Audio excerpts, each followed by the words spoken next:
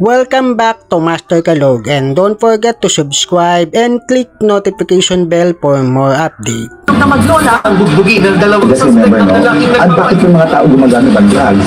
Eh, never di sila addict na pag-alagala, mga batang nagra-rugby, nagkalat sa gitna ng daan. Mga taong pinagbabaril habang bumili ng pagkain sa karinderya. Mabalat sa social media ang video ito ng pamamaril sa mga Instead of going to school, they spend their days scavenging to earn money. Nagpapalit ng trabaho ang suspect at gumagamit sa umano ng droga. Good luck sa atin lahat. Sa halip na tutukan ang kumakalam na sikmura ng mga Pilipino, krimen, droga at korupsyon, mas inuna ang sariling interes at kasakiman sa kapangyarihan. Itinapon palabas ng bansa ang nag-iisang Pangulo na siyang tunay na nagmahal sa bayan. Mula nung si Tatay Digong naging Pangulo, tumahimik ng mga Pilipino. Nagkaroon ako ng Facebook yung anak ko, kumbaga hindi sila delikado sa daan. Sobrang happy ako dahil nung umupo si PRRD, kahit sabihin natin maraming tumutugis, maraming tumutugis sa kanyang war on drugs. Pero majority po sa atin ng mga Pilipino, pwera na lang doon sa mga drug lords, mga drug users, mga ano din ang ayaw eh. Pero kami, lalo kami mga OFW, naramdaman namin ng safety sa aming pamilya. It's a time to be powerful and a time to be just a nobody. I used to sky the brightest star there was mine, shining brightly. And in a few days, I will be just a moving therapist from Danau, Cebu. Lubos na minahal ni PRRD ang PNP at AFP.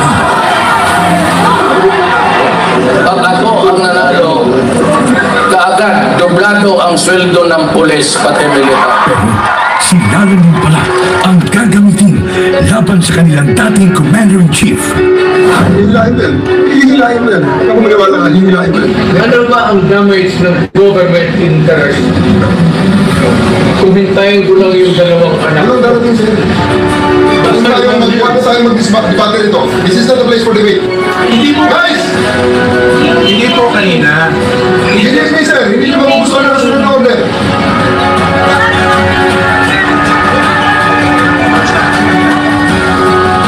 Napilitan sa serbisyo ang iba dahil sa order na isang bangag na namumuno sa kanila. Former Philippine leader Rodrigo Duterte has been taken into custody by the International Criminal At Court. ngayon, ang simula ng pagliyab ng damdamin ng mga Pilipinong nagmamahal kay Tatay Digong.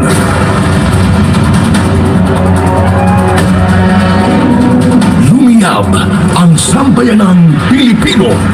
Bring PRRD home.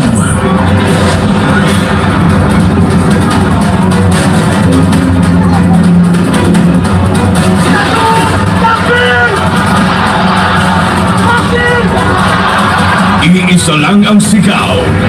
Duterte saan man sa mundo.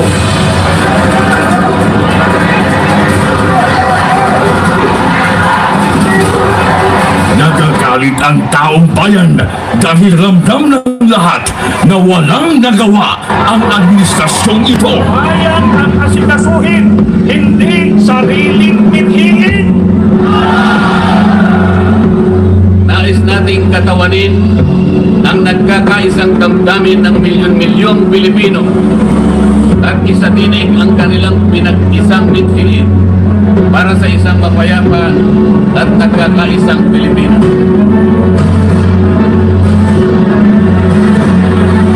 Hindi pa tapos ang pagliyab ng mga puso natin dahil nagpapatuloy pa din ang kasamaan habang nalulugmok na ang inang bayan. Ikaw at ni Marcos ang atong bold deserves. Sa pagpapatuloy ng oral arguments sa 89.9 billion peso transfer ng pondo ng Philippine Health Insurance Corporation sa National Treasury, muling binusisi ng mga maestrado ang paggamit ng ahensya sa perang mula sa mga kontribusyon ng mga miyembro nito. Aminado ang DOLE at DSWD na walang listahan para sa mga beneficiary ng ayuda sa kapos ang kita program o AKAP. Sa tuloy na sila nagagamit na sa politika ang AKAP. Hindi na pala 7-7, meron pang 30-30-30. Yung 30-30 naman, kung ikaw ang host ng sorting, you get 30 million, 90 million lahat yan. 30 million AIX or ATAP, 30 million na MAIT, and 30 million na tupad. Sa kanyang 15 taong karanasan bilang kongresista, ngayon daw nakakita si Davao City Representative Isidro Ungab ng ganitong sistema sa Bicameral Conference Committee. Ang tinutukoy niya ay ang mga blankong line items sa Bican Report ng 2025 National Budget na anyay labag sa batas. Partikular dito ay ang missing budget amounts sa Department of Agriculture at ang program funds na anyay bilyones sa halaga. Good luck sa atin lang. Na-promote pa nga ang mga instrumento ng pangingita kay PRRD. Police Brigadier General Eugene Fajardo and family, the chief of the PNP and his family to join the president for future opportunity. Walang titigil para sa bayan. Maybe when I say my farewell, if I get to live on the last day of my term, I'd like to say something and maybe I'll cry. Gusto ko umiyak dahil hindi ko anong taong binigay nila ng pagmamahal sa akin. Totoo. You can save the Philippines. And now vote Duterte.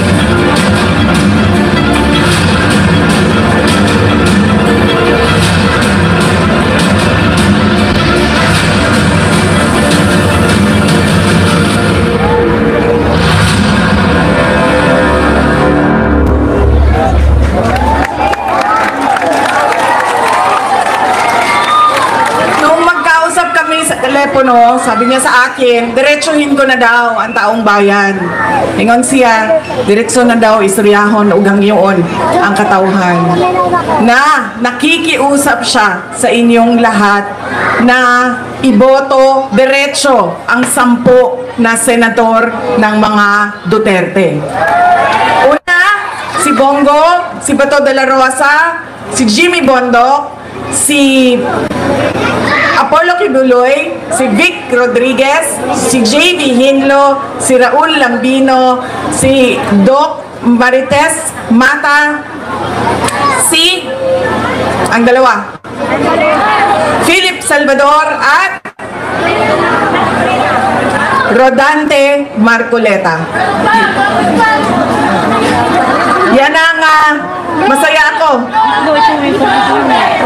Yan ang 10 senador na pinapakiusap ni Pangulong Duterte na diretso ang boto. Block voting, straight. Bakit kailangan straight ang boto? Unang-una, pag hinaluan nyo ng ibang grupo o ibang politika, magkakagulo lang. Dahil laging mag-aaway. Wala nang nagagawang programa, proyekto, wala lang nagagawang tamang serbisyo dahil busy sa away ang mga opisyal sa gobyerno. Pangalawa, kapag block voting at sobrang dami ng boto, mahirap siya. Nasaan na ang aking props? Kagabi may apple ako, ngayong gabi. Asa na? Jo, labas mo ang props ko.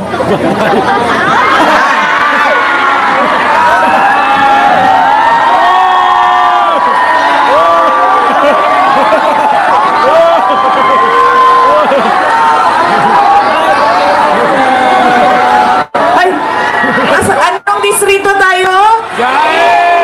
Sinong congressman natin? Ama, nasa tamang distrito ako, Joey. 6?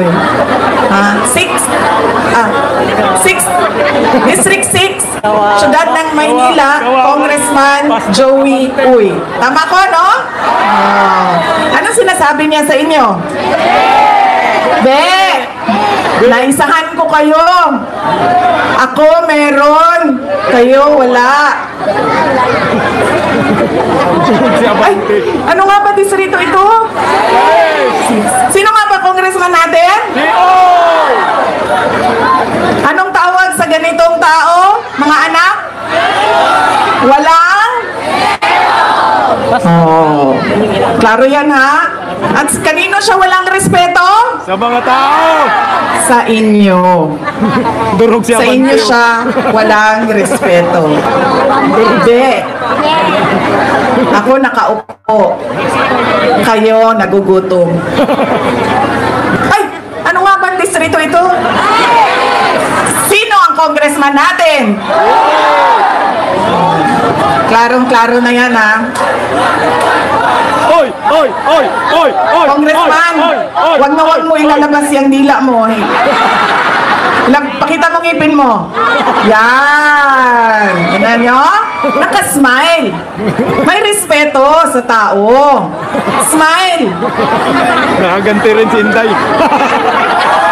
Balita ko, mabait daw yung kandidato ninyo dito. Papakita ng ngipin, nagsasmile. Ano nga ba distrito natin? Sino nga ba congressman natin? Okay.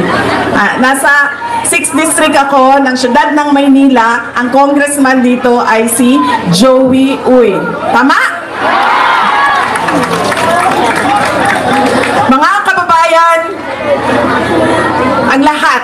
Kaugnay sa mga impormasyon na inyong nalaman at sa mga issue na kaakibat nito, mahalaga ang inyong opinion at katwiran. Don't forget to subscribe, like, and share. Thank you for watching.